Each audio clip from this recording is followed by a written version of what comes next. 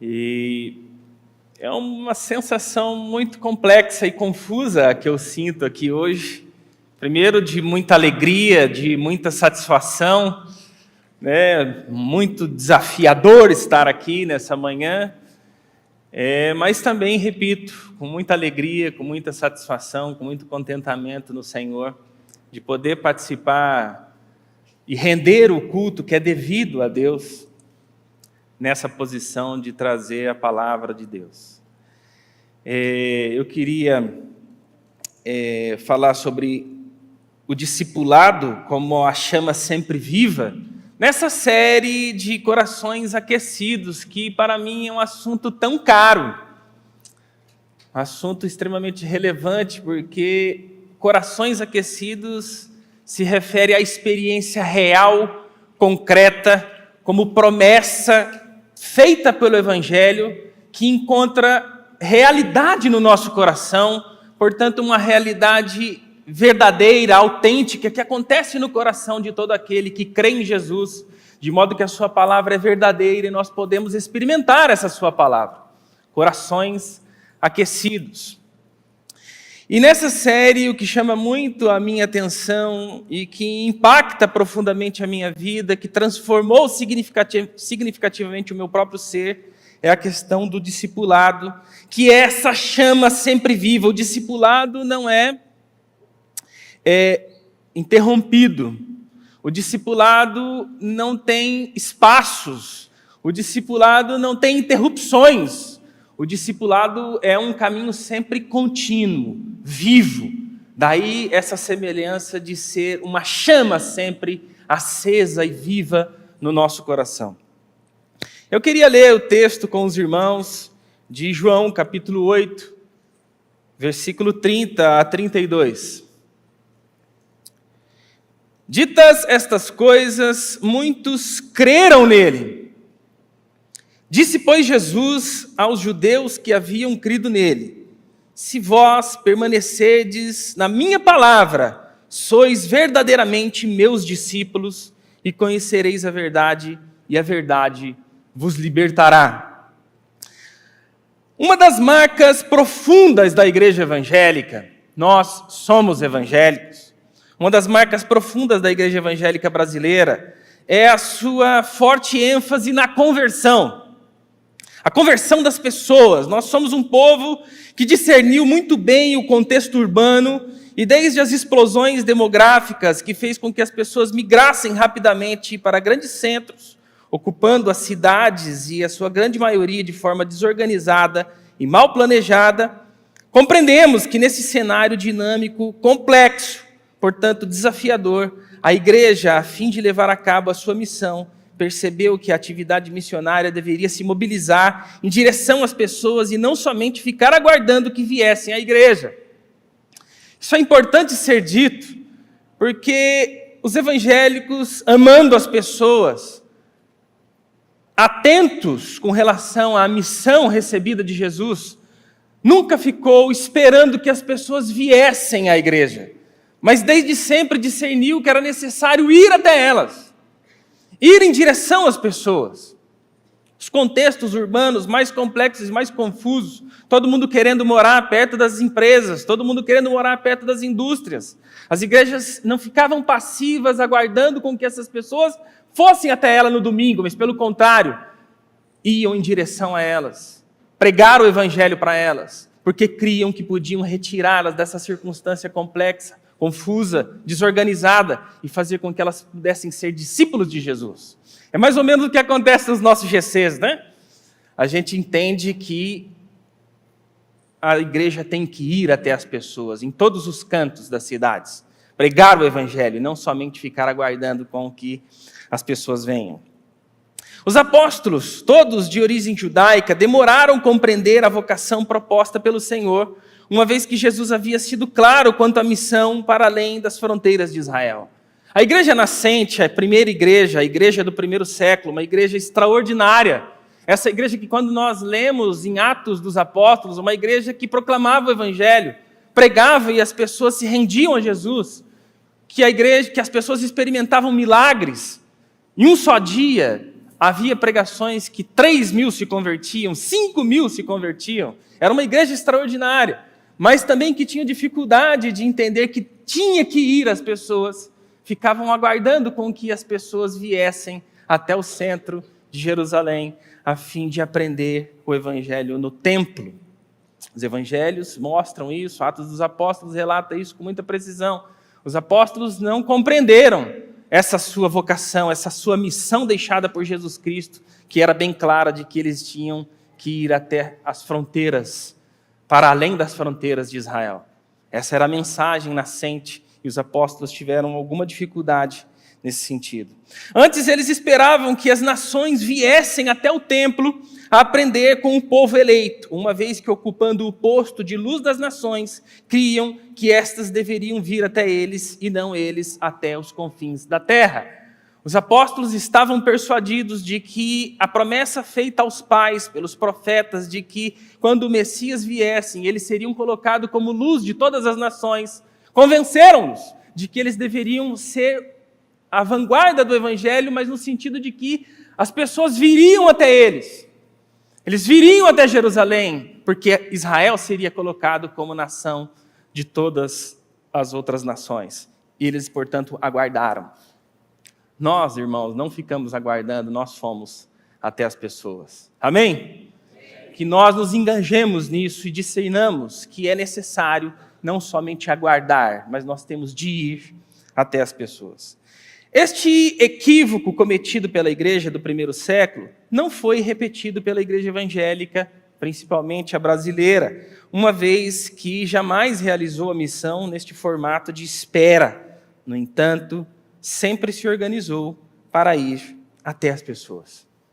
A igreja evangélica discerniu bem o contexto urbano.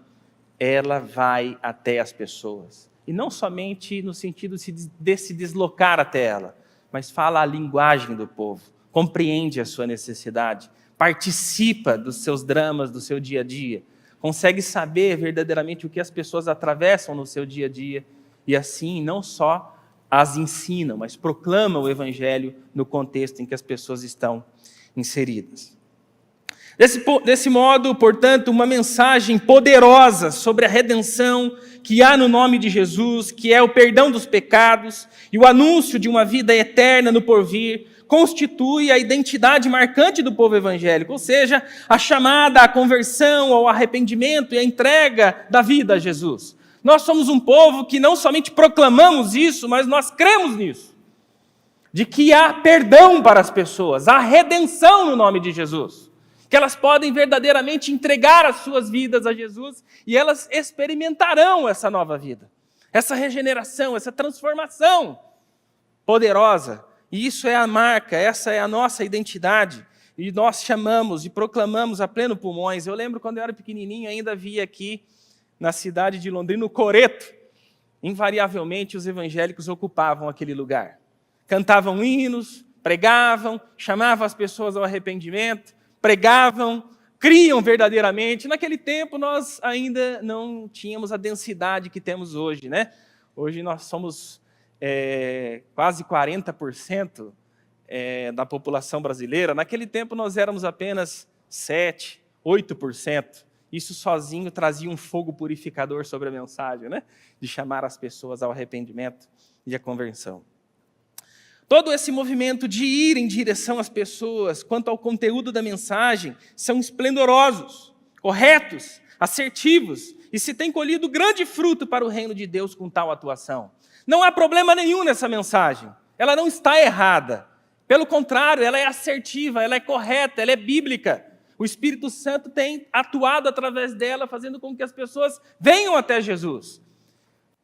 Sendo essa a nossa identidade de não aguardar, mas ir em direção às pessoas, esse discurso, esse anúncio, esse conteúdo tem sido a nossa marca, a mensagem da conversão, de chamar as pessoas ao arrependimento. Eles estão corretos, não tem nada errado com isso.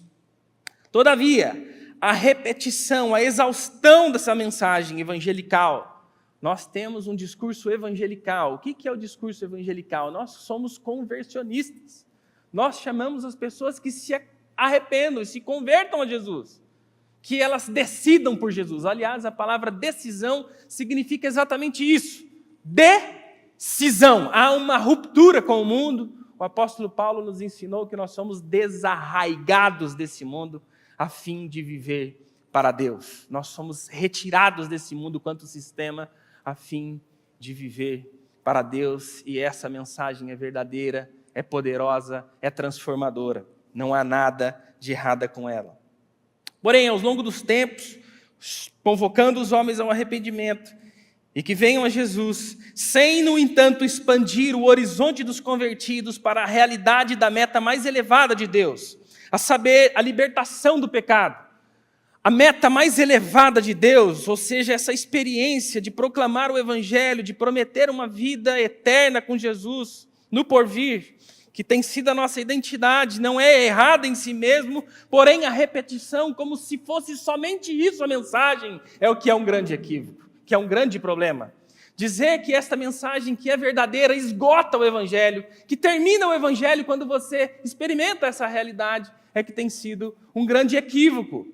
E a chamada para que nós pensemos sobre o que Jesus quer nos ensinar nessa manhã como a meta mais elevada de Deus, não é simplesmente fazer com que o Evangelho nos retire do inferno.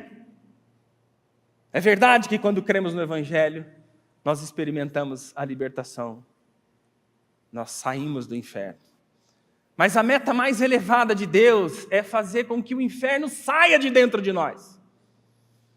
Que saia este impostor que existe dentro de cada um de nós, esse rebelde que existe dentro de cada um de nós, que é a libertação do pecado. E essa é a meta mais elevada de Deus.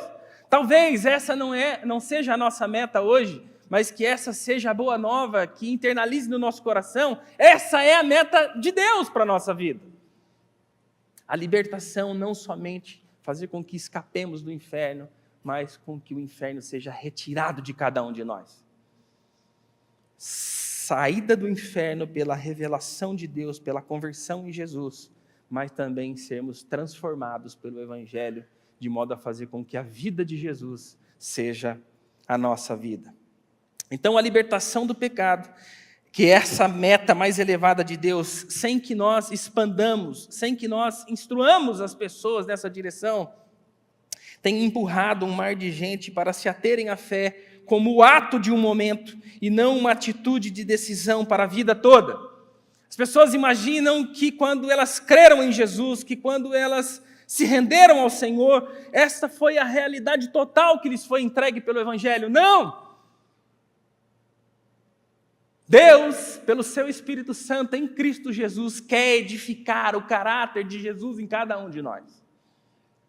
Ele quer nos libertar do pecado. Tal experiência com Jesus, ter essa experiência com o Senhor e supor que a salvação é a garantia de entrada no céu, aliada ao fato da igreja institucional ter gerado profundas frustrações nos seus membros ao longo de gerações, tem feito com que um incontável número de crentes se intitule como desigrejados e, na melhor das hipóteses, ou ainda considerem a igreja como totalmente desnecessárias. O movimento dos desigrejados, eles têm razões difusas. A gente não consegue rastrear com precisão o que faz com que a igreja, os crentes fora da igreja, se suspeite até que seja maior do que o número de crentes que estão nas igrejas. É muito difuso. Mas eu queria apenas refletir sobre esses dois aspectos. O primeiro, uma questão teológica. Qual é a questão teológica? Essa experiência de que a mensagem de conhecer a Jesus, de se entregar a Ele, esgota o processo da redenção. E uma questão mais fenomenológica no campo da sociologia, que é a questão da igreja institucional ter gerado tantas frustrações nas pessoas, e essas duas coisas juntas fazem com que as pessoas digam: eu sou salvo porque creio em Jesus Cristo, mas não preciso da igreja em nenhuma dimensão. Lá na igreja eu só tenho frustrações, então eu vou ser crente sozinho aqui em casa. Eu até ouço aqui as músicas evangélicas, quando eu vou limpar a casa eu coloco um louvor, né? as pessoas estão cada vez mais secularizadas porque estão persuadidas de que não precisam ir à igreja porque elas já conhecem Jesus e na igreja elas só têm frustração. Estes dois elementos têm feito com que, repito, muitas são as razões do movimento desigrejado, mas esses dois elementos constituem um bom critério para a análise da questão da igreja, das pessoas que são crentes, mas estão hoje desigrejadas. Esta experiência estanque, qual é a experiência estanque? Crie em Jesus, entreguei a minha vida a Jesus, tenho perdão dos meus pecados, sem desdobrar na questão do discipulado, porque o discipulado é uma decisão contínua para toda a vida. Não é um ato de um momento, mas é uma decisão para a vida toda.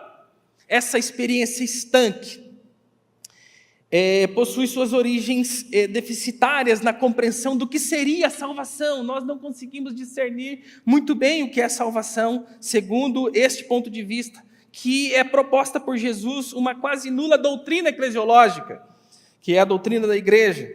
Quando nós somos perguntados sobre a importância da igreja, quase não temos o que dizer. Ficamos um tanto quanto confusos quando retirados do campo confortável da proclamação do evangelho com a qual estamos habituados. E quando há um ensaio de resposta, quase sempre fica no campo do improviso. Quando Lutero discutiu com Erasmo sobre a reforma que estava na iminência de acontecer, Erasmo disse para ele, quando eu estudava na faculdade de teologia, a gente tinha assim, uma certa predisposição a valorizar predominantemente o que Lutero tinha conquistado, e a gente não tinha assim, tantos olhos críticos para os desdobramentos da reforma. Mas hoje, com um certo distanciamento, a gente pode conseguir entender algumas coisas que era a preocupação de Erasmo naquela ocasião, porque todos nós que estudamos teologia acreditamos que Lutero venceu o debate, mas em alguns pontos é muito interessante se destacar essa questão de que Erasmo disse para ele, Lutero, com o livre exame das Escrituras, você vai fragmentar o cristianismo em milhares de seitas, na palavra de Erasmo, né? Linguagem medieval, querendo dizer que toda a igreja que não era romana era uma seita. Ou seja, Lutero, com o livre exame das Escrituras, você vai esfacelar o corpo uníssono da igreja e você vai fazer com que haja fragmentações diversas. Então, porém, hoje, com um certo distanciamento, a gente consegue perceber que a preocupação de Erasmo era real, era verdadeira. E realmente é uma marca deficitária do povo evangélico com relação à eclesiologia. A eclesiologia é o elo fraco da corrente. Nós não temos uma robusta doutrina eclesiológica. A gente não sabe muito o que dizer da igreja. Veja como há um problema teológico. A gente se adaptou a pregar o evangelho, chamar as pessoas à conversão, mas a gente não tem uma doutrina muito robusta acerca da eclesiologia. Porém, hoje, com a graça de Deus, nós vamos procurar aprender com Jesus o que Ele está preparando para nos capacitar e edificar-nos como sua igreja, a qual as portas do inferno não prevalecerão contra ela. Jesus está edificando a sua igreja, e as portas do inferno não prevalecerão contra ela. Que em nome de Jesus nós possamos ter isso em mente, de que nós somos a igreja de Jesus, e as portas do inferno não prevalecerão contra nós, porque temos uma mensagem poderosa por tudo aquilo que Jesus Cristo conquistou na cruz. Porém, eu quero ler de novo este texto com vocês, de João capítulo 8, 30 a 32, que abre a mensagem, e eu quero retomar com vocês hoje aqui essa questão muito determinante no que diz respeito ao seguimento de Jesus, a ser discípulo dele, a uma decisão radical por toda a vida, não somente um ato de um momento, mas por toda a vida sermos seguidores de Jesus. Isso é o discipulado, essa é a chama que deve estar sempre acesa no nosso coração. Portanto, palavras do nosso Senhor, dita estas coisas, muitos creram nele. Muitos creram em Jesus. Mas Jesus se dirige a estes que creem nele Disse, pois, Jesus aos judeus que haviam crido nele: se vós permanecerdes na minha palavra, sois verdadeiramente meus discípulos e conhecereis a verdade, e a verdade vos libertará. Jesus não comete esse equívoco estanque que nós cometemos, mas ele diz: você que creu em mim, você que veio a mim, você que sabe que eu sou o Messias, é necessário que você permaneça na minha palavra. E se você permanecer na minha palavra contínua, ininterruptamente, vocês serão meus discípulos. Há um caminho que o crente a Jesus deve percorrer, que é não somente crer em Jesus, mas é seu seguidor, seu discípulo, ter identidade, identificação com ele. É isso que significa ser discípulo de Jesus. E este texto é precedido pelo versículo 24, e nele é revelado o objetivo e o propósito mais elevado de Jesus, isto é, fazer com que os seus ouvintes, com que os seus seguidores sejam livres do pecado. Vamos ler João 8, 24. Por isso eu vos disse que morrereis nos vossos pecados, porque se não credes que eu sou, morrereis nos vossos pecados. Portanto, esse contexto permite com que concluamos que Jesus está dizendo: ditas estas coisas, muitos creram nele. Disse, pois, Jesus aos judeus que haviam crido nele: se vós permanecerdes na minha palavra, sois verdadeiramente meus discípulos, e conhecereis a verdade, e a verdade vos libertará do pecado. Recentemente, temos entendido esse texto como se ele fosse uma questão de conhecimento que nos liberta de uma certa ignorância. Se a gente conhecer a verdade, deixaremos de ser enganados, e então experimentaremos a liberdade que é através deste conhecimento. Mas o texto está sendo utilizado ultimamente de modo equivocado. O texto, ele está dizendo o seguinte, que quando nós permanecemos em Jesus, quando nós somos seus seguidores, indo após ele, experimentando, obedecendo em singeleza de coração, porque às vezes a nossa obediência, quando ela se inicia em Jesus, ela ainda é uma obediência de um servo. A obediência de um servo é aquela obediência que se sujeita, que se submete ao seu Senhor. Porém, há discordância na vontade, não é a minha vontade propriamente dita, mas eu obedeço, porque eu me sujeito a Jesus. Essa é uma obediência errada? Claro que não. Jesus mesmo contou uma parábola sobre isso. Fica para um segundo momento essa questão da parábola, mas existia 2 filhos, e um obedeceu como se fosse uma obediência de um servo, porque existe discordância ainda no coração, mas se submete ao comando do seu Senhor. Mas a proposta de Jesus é que a nossa obediência cresça na direção de sermos seu filho.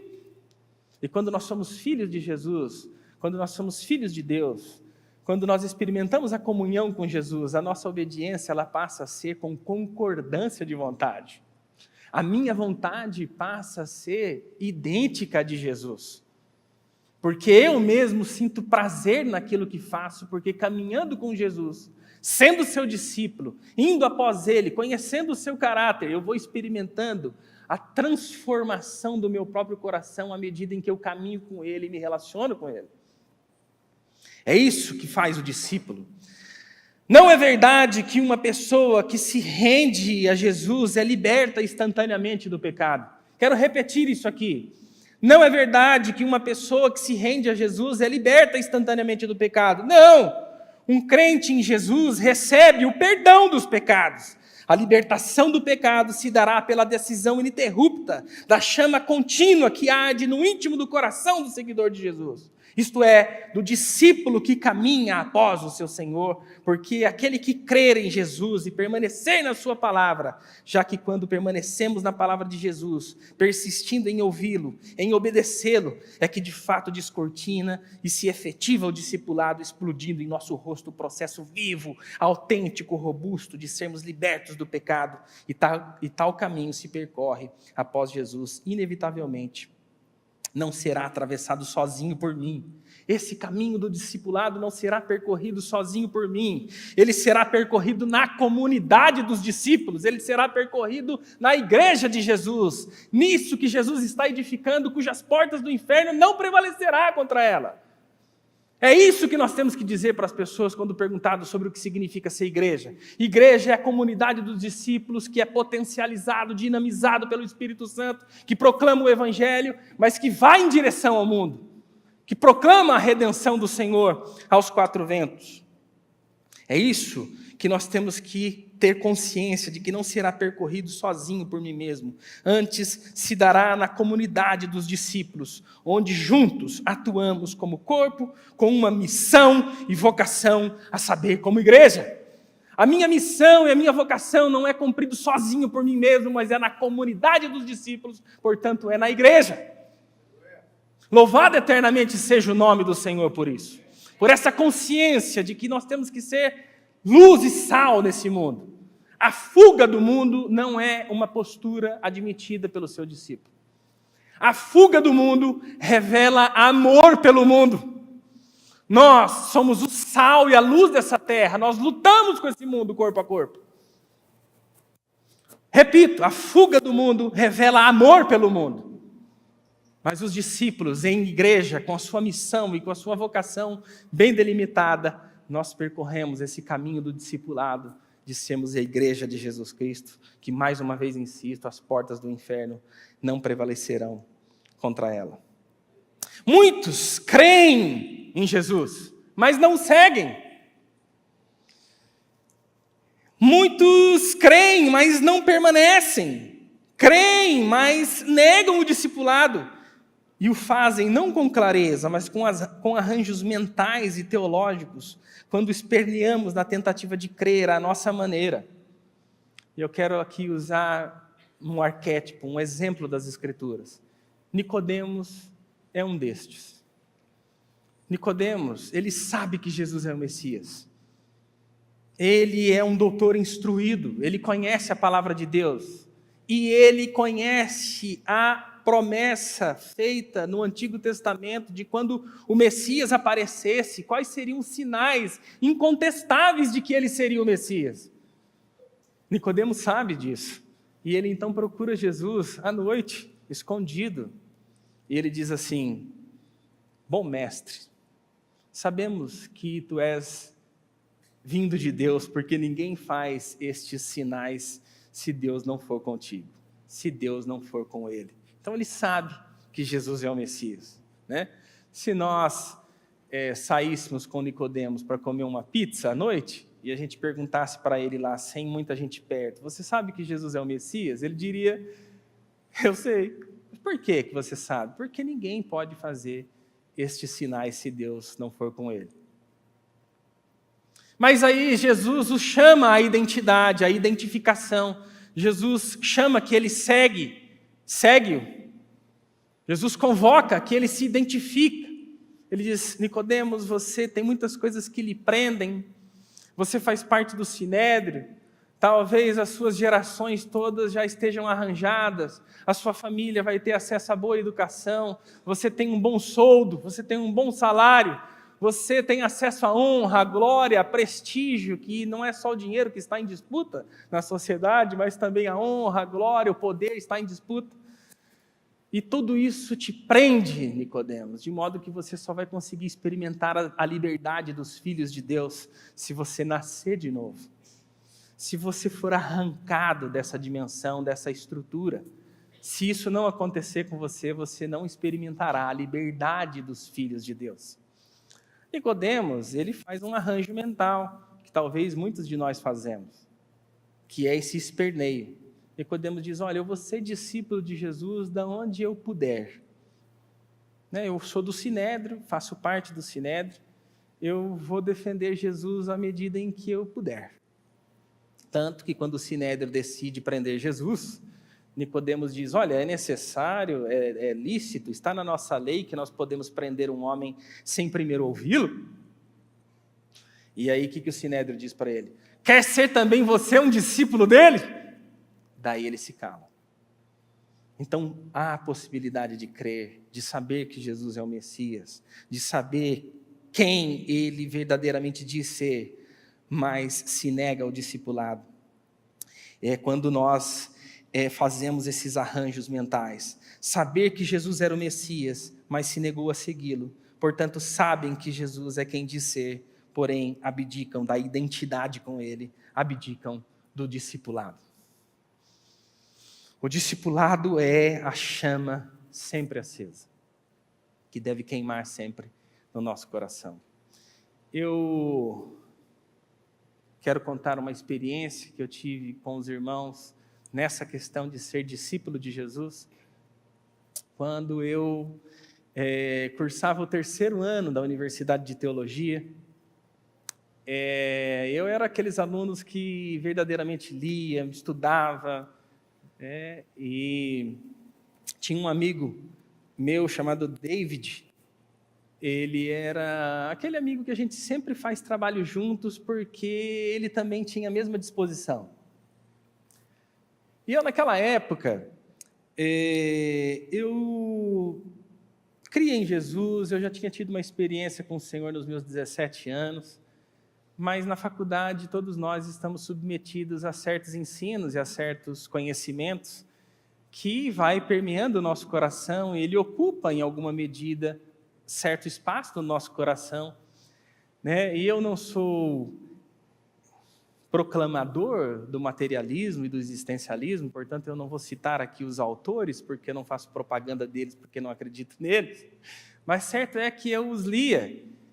E estes autores existencialistas diziam o seguinte, que a realidade, tudo que nós conhecemos, a vida e o mundo, tudo que existe, ele é fruto das moléculas em caos cego, que sem ser teleguiado de uma forma misteriosa durante muitos milhões de anos, esse processo em choque contínuo, certo é que ele nos entregou a vida tal qual nós a conhecemos, e no ser humano parou consciência da sua existência. Portanto, não existe um Criador propriamente dito, e se não existe um Criador, não existe propósito para a vida. Cada um deve fazer da sua vida o que eles desejarem, porque nós, seres humanos, é que temos capacidade de distinguir o que é bom para nós, de discernir o que é bom para nós.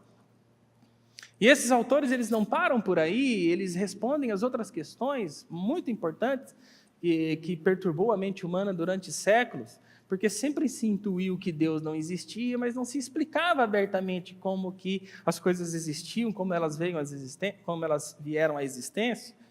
E uma das explicações para a questão da religião é muito interessante. A questão da existência da religião se deve ao fato do ser humano ser transgeracional. O que é isso, transgeracional? Nós somos seres que criamos valores e entregamos eles refletidos e prontos para as gerações seguintes. Tais como amor, justiça, beleza. Toda essa questão conceitual, ela é entregue de modo refletido, polido para as gerações seguintes, e estes conceitos, eles são refinados até que eles alcancem um grau de reflexão quase que pleno. Só que não encontrando uma pessoa que é eterna, que é boa, que é justa, nós ontologizamos isso. O que é ontologizar? É dizer que existe um ser assim. Portanto, Deus seria este. E repito, essa informação, esse conteúdo todo tinha crescido dentro do meu coração. Eu não tinha abandonado a igreja, eu tinha continuado na igreja. Eu acreditava que o evangelho era o elemento catalisador para a moralidade da forma mais eficiente. Mas, de certa forma, isso galgou espaço no meu coração. E eu suspeitava, eu flertava com esse tipo de conhecimento. Mas então, Carlos Jeremias Klein, muitos professores aqui de Londrina o conhecem, elaborou. Ele era professor do curso de Teologia Moderna e Contemporânea. Ele disse, olha, nós vamos fazer 10 grupos e nós vamos estudar 10 teólogos modernos e contemporâneos. Eu vou fazer o sorteio aqui e vou chamando as duplas. Então, André e Marcos, vocês vão estudar Paul Tillich. Adriano e Juliano, vocês vão estudar Calbart. E aí, quando chamou lá o meu nome, Silas e David, é uma experiência que eu procuro sempre me conter, porque ela é muito emocionante. Caiu lá, você vai estudar Dietrich Bonhoeffer. Eu falei, quem será esse rapaz? Porque os outros teólogos eu já estava familiarizado, mas este eu não tinha essa familiarização. Mas lembre-se, né, esse meu amigo, nós estudávamos para valer, em 10 dias nós tínhamos que ler os livros, tínhamos que fichá-lo e fazer a apresentação no seminário, e eu tinha um trabalho que eu não precisava ficar necessariamente num escritório, num local, eu trabalhava visitando as empresas, eu visitava telefone, eu visitava as empresas vendendo telefone, planos corporativos. E numa dessas transições, eu levava meu livro na mochila e de uma empresa para outra eu começava a ler. Eu precisava ler, mesmo no ônibus, andando, eu lia. E quando eu comecei a ler esse livro, eu já comecei a ficar incomodado com ele. Ele começou a machucar meu coração. E até que chegou nestas páginas, de um estabelecimento ao outro, eu li esse trecho que eu quero ler aqui com vocês, que eu tive uma experiência muito interessante, muito significativa, que marcou profundamente toda a minha vida. Bonhoeffer dizia: cristianismo sem Jesus Cristo vivo permanece necessariamente um cristianismo sem discipulado. E cristianismo sem discipulado é sempre cristianismo sem Jesus Cristo.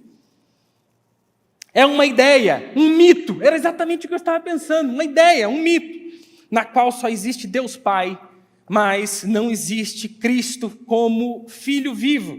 Exclui o discipulado, somente por o Filho de Deus ter sido feito homem, por ele ser mediador, é que o discipulado constitui o relacionamento correto com ele. O discípulo está relacionado com o mediador. E onde quer que se fale corretamente do discipulado, aí se fala do mediador, Jesus Cristo, Filho de Deus. Somente o mediador, Deus feito homem, pode chamar ao discipulado. O discipulado sem Jesus Cristo é a escolha pessoal de um caminho talvez ideal. Um caminho, quem sabe, sem martírio, com martírio, mas não encerra a promessa de Deus, Jesus Cristo. Eu falei, meu Deus! Uma voz começou, eu mesmo falava comigo mesmo, pelo menos é assim que eu discerno. Eu não gosto de dizer apressadamente que Deus falava para mim isso, mas eu discerno que eu mesmo falava comigo mesmo, dizendo: Silas, não tem como ser discípulo de uma ideia, não tem como ser discípulo de um pensamento, só existe a possibilidade de você ser seguidor de Jesus Cristo vivo, ressurreto, ressuscitado, um ser humano concreto. E aquilo tomou conta do meu coração, um temor vivo da presença de Deus tomou conta do meu coração. E eu, entre uma empresa e outra, era na rua Arthur Thomas, passando muitos carros, pessoas indo para o trabalho, um temor se apossou dentro do meu coração e eu de joelhos caí na rua e disse: Senhor, tem misericórdia de mim. Eu sou sim o seu discípulo, eu não sou discípulo de uma ideia, eu sou discípulo de Jesus Cristo vivo. E aquilo acalmou meu coração, aquietou o meu coração, e eu pude perceber que é só no discipulado, que é seguindo a Jesus, que nós podemos ter essa experiência de sermos libertos de todas essas correntes do mundo que assolam, que provavelmente é o que o teu filho vai encontrar quando ele for para a universidade, quando ele for para a faculdade, mas seja Jesus Cristo vivo, o centro da vida de cada um de nós e da vida dos nossos filhos, e que eles, mesmo aonde forem, possam ser discípulos e testemunhas de Jesus Cristo. O discípulo é aquele que se identifica com Jesus, que é seguidor de Jesus, que passa a ter a sua identidade. O discípulo é aquele que se identifica com Jesus, ele não se esconde atrás da informação dizendo eu creio em Deus. Não, eu sou seguidor de Jesus. Pode prestar atenção, todas as vezes que você fala eu creio em Deus, não há nenhum tipo de perseguição. Fala que Jesus Cristo é o seu Senhor, que você acredita em Jesus, você terá muita oposição. Talvez você perderá empregos, talvez você perderá postura, talvez você perderá prestígio da universidade, onde você estiver, mas seja como for, Jesus é o seu galardão. E aí, eu queria pensar nesse caminho dos discípulos, por que a igreja é fundamental e caminhando como seguidor de Jesus Cristo é o que nos torna como igrejas. É porque pela comunidade dos discípulos o evangelho chegou até nós e retirou-nos da rebeldia. Se cada um de nós que acredita em Jesus e que convertidos a Ele saímos da rebeldia, se deve à atividade dos discípulos, se deve à atividade da igreja. Se o evangelho chegou até nós é porque os discípulos não pararam, eles não voltaram para casa dizendo que Jesus era o seu Senhor, antes eles continuaram a proclamação. Na comunidade dos discípulos, recebemos a instrução sobre a vontade de Jesus. É na comunidade dos discípulos em que nós somos libertos da ignorância, aquilo que nós não sabíamos qual era a vontade de Deus. É na igreja que nós recebemos a instrução e paramos de errar por falta de conhecimento. Mais uma vez destaco, por isso a questão dos grupos nas casas, porque estamos recebendo instrução o tempo inteiro, por isso que é importante o descubra, porque nós passamos a receber o conhecimento de Jesus de modo que possamos exercer o discipulado com força e vigor, porque somos instruídos na comunidade dos discípulos. Na comunidade dos discípulos, a igreja, somos forjados e capacitados pela graça de Deus, a fim de que o preceito da lei se cumpra em nós, que não andamos mais segundo a carne, mas segundo o Espírito. A perspectiva do Evangelho é alta em relação aos crentes em Jesus, a fim de que o preceito da lei se cumpra em nós, que não andamos mais segundo a carne, mas segundo o Espírito. E eu quero ler aqui com os irmãos o texto de Efésios capítulo 4, versículo 11 a 16. Essa é uma prerrogativa da igreja. Essa é a força da igreja. Ele mesmo concedeu uns para apóstolos, outros para profetas, outros para evangelistas e outros para pastores e mestres, com vista ao aperfeiçoamento dos santos, para o desempenho do seu serviço, para a edificação do corpo de Cristo, até que todos cheguemos à unidade da fé e do pleno conhecimento do Filho de Deus, à perfeita varonilidade, à medida da estatura, da plenitude de Cristo, para que não mais sejamos como meninos, agitados de um lado para o outro, e levados ao redor por todo o vento de doutrina, pela artimanha dos homens, pela astúcia dos que induzem ao erro, mas seguindo a verdade em amor, cresçamos em tudo naquele que é a cabeça, Cristo, de quem todo o corpo, bem ajustado e consolidado pelo auxílio de todas as juntas, segundo a justa cooperação de cada parte, efetua o seu próprio aumento para a edificação de si mesmo em amor. É a igreja, é a comunidade dos discípulos. Deus tem este propósito para cada um de nós. E finalmente, perdoados, instruídos, curados, restaurados, possamos levar a cabo a missão e vocação de Deus em Cristo Jesus, que é sermos o sal e a luz dessa terra.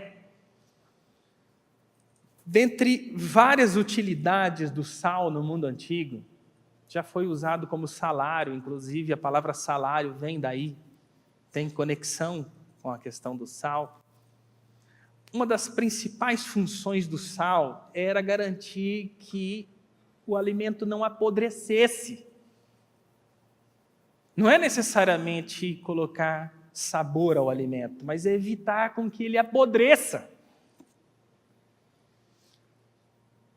Jesus, quando diz aos seus seguidores, aos seus discípulos, ele diz: vós sois o sal da terra. É como se Jesus estivesse dizendo: olha, vocês são a razão desse mundo não colapsar. Vocês são a razão desse mundo não apodrecer. Vocês são a razão de haver saúde mental, de haver possibilidade e esperança. E Jesus disse: vocês são o sal. Jesus não disse assim: vocês têm o sal. Jesus disse: vocês são o sal. E se o sal vier a se tornar insípido, para nada mais presta senão para ser pisado pelos homens. Quando os romanos descobriam as salinas dos judeus, os judeus não as entregavam de mão beijada, eles sabotavam as salinas e com um processo químico fazia com que o sal perdesse o seu sabor. Portanto, quando os romanos chegavam e encontravam as salinas, o sal já não funcionava mais como sal. O que os romanos faziam então com esse sal? Pavimentavam estradas. Por isso que Jesus disse: para nada mais presta, senão para ser pisado pelos homens.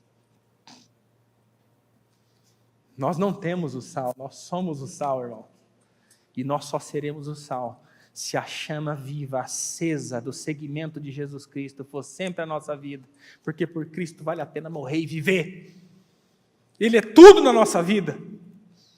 Porque por Jesus Cristo nós encontramos a vocação, nós encontramos a missão, nós encontramos o propósito pelo qual viver e existir. Jesus é a razão da nossa vida e nós o seguimos com alegria, encontramos nisso nosso contentamento em sermos seguidores de Jesus.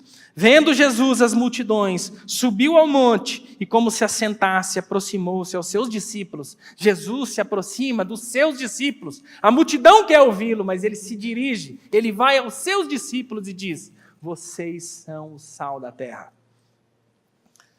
Portanto, se você é discípulo de Jesus, saiba, você não tem o sal, você é o sal. Nós que somos a igreja de Jesus, somos o sal dessa terra, somos a luz desse mundo. Que a chama do discipulado arda continuamente em nosso coração. Que isso fervilhe no nosso coração, em busca de, em tudo, sermos achados fiéis a Jesus Cristo e cumprindo fielmente a sua missão e vocação de sermos sal e luz dessa terra. Que, em nome de Jesus, nós possamos nos encontrar sempre como seus seguidores e, portanto, como sal e luz nessa terra. Em nome do Senhor Jesus, que Ele sempre nos abençoe.